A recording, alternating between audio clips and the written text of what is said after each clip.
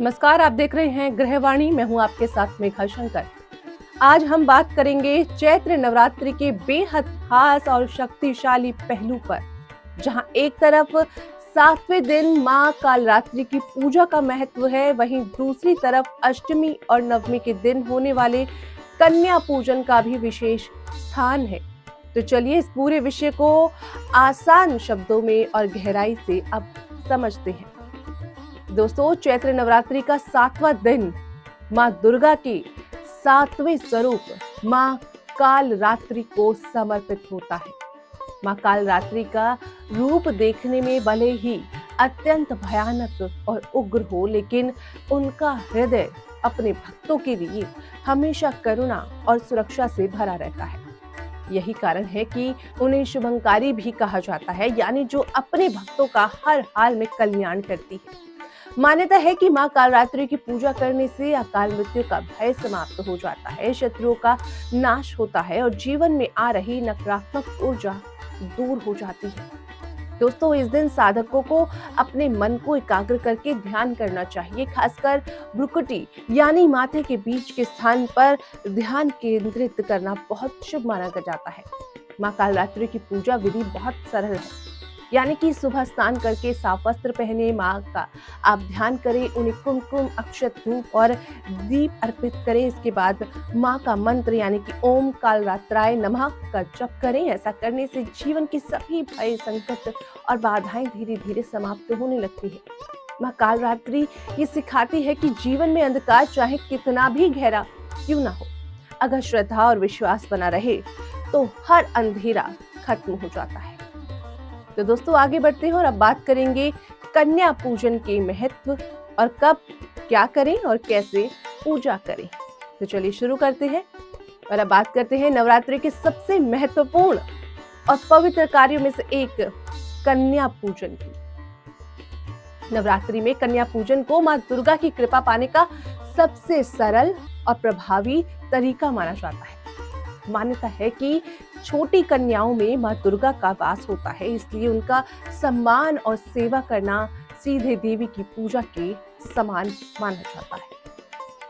साल 2026 में कन्या पूजन 2 दिन किया जा सकता है, यानी कि दुर्गा अष्टमी यानी कि 26 मार्च और महानवमी यानी कि 27 मार्च। अष्टमी के दिन मां महागौरी की पूजा होती है और नवमी के दिन मां सिद्धिदात्री की।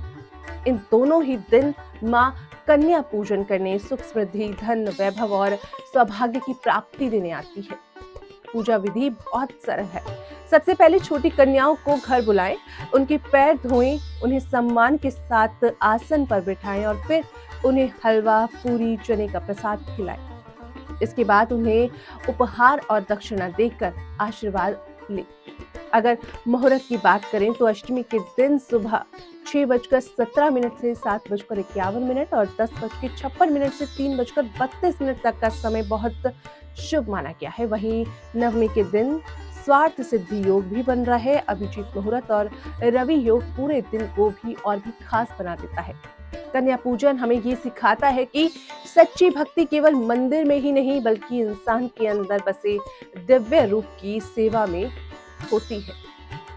दोस्तों, अष्टमी और नवमी पर राशियों के अनुसार क्या रखें ध्यान, इस बात पर भी चर्चा करते हैं। तो दोस्तों, मेष, सिंह, धनु इन राशियों को इन दिनों क्रोध और जल्दबाजी से बचना चाहिए। मां की पूजा में लाल फूल अर्पित करना है और हनुमान चालीसा का आपको पाठ करना है। इससे ऊर्जा सही दिशा में जाएगी और कार्य में आपको सफलता मिलेगी। अब बात करेंगे वृषभ, कन्या, मकर। तो दोस्तों, इन राशियों के लोग अष्टमी, नवमी और सफेद या पीले वस्त्र पहने, कन्या पूजन जरूर करें और मीठा भोग लगाएं। इससे धन और स्थिरता में वृद्धि होगी। अब बात करेंगे मिथुन, तुला और कुंभ। तो इन राशियों को इन दिनों मन को शांत रखना बहुत जरूरी है। ज्यादा सोच विचार से दूरी बनाए रखना और साथ ही साथ ध्यान या मंत्र जप करें।